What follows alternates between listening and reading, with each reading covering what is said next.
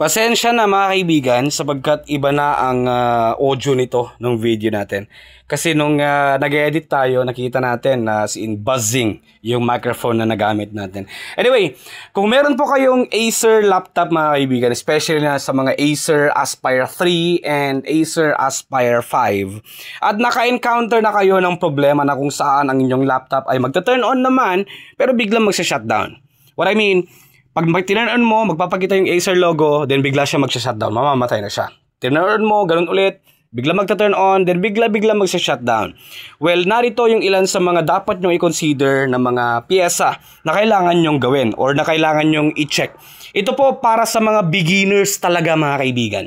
Alright? Hindi nyo po kailangan dito ng micro-soldering, hindi nyo po kailangan dito ng multi-tester. Ito lang yung pinaka-basic na gawin nyo, especially na kapag ka nasa home lang kayo, naka-work from home setup, and gusto nyo lang i-DIY, and encounter nyo itong ganitong problem. And here we go mga kaibigan. Meron lang tayong kailangan itatouch dito. To summarize this one, number 1, the battery. Number 2, yung keyboard flex cable. And number 3, BIOS reset. Alright? Or i-detach natin yung CMOS battery, then i-reconnect lang natin. Panoorin nyo na lamang po itong video na to. Hanggang dito na lang ang aking audio. Thank you. Para sa mga may Acer Aspire 3 and 5 na nag-auto shutdown or minsan hindi na mag-turn on, ito po yung pinaka-basic na dapat ninyong gawin.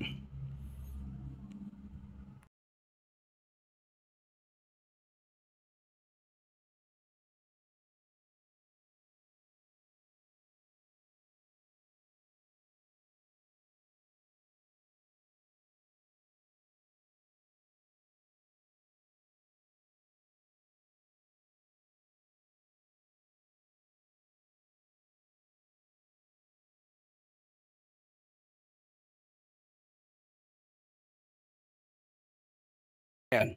So, tatlo lamang yung piyesa na i-disconnect and i-reconnect natin dito. Number 1, syempre, pinakauna yung i-disconnect yung battery.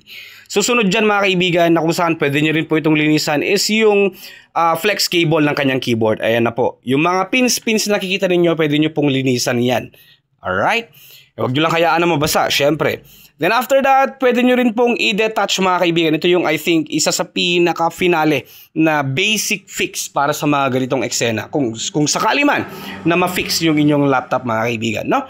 Yan po, i-disconnect po natin yung CMOS battery. Ito, panoorin nyo na lamang po yung video natin. Then after a while, after let's say 5 to 10 minutes, pwede nyo na po siyang ibalik. Minsan sa akin, maabot pa ng 30 minutes to hours mga kaibigan bago ko ibalik yan.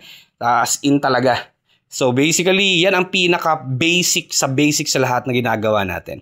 Yan po, minsan yung CMOS battery as in pabilog lang siya. Pero sa mga ganitong model na ng laptop, meron na po siyang wire. Alright, i-disconnect lang natin yan. Then after a few minutes, pwede natin siyang ibalik. Then we may turn it on again. Sana ma-fix ng problema nyo ito.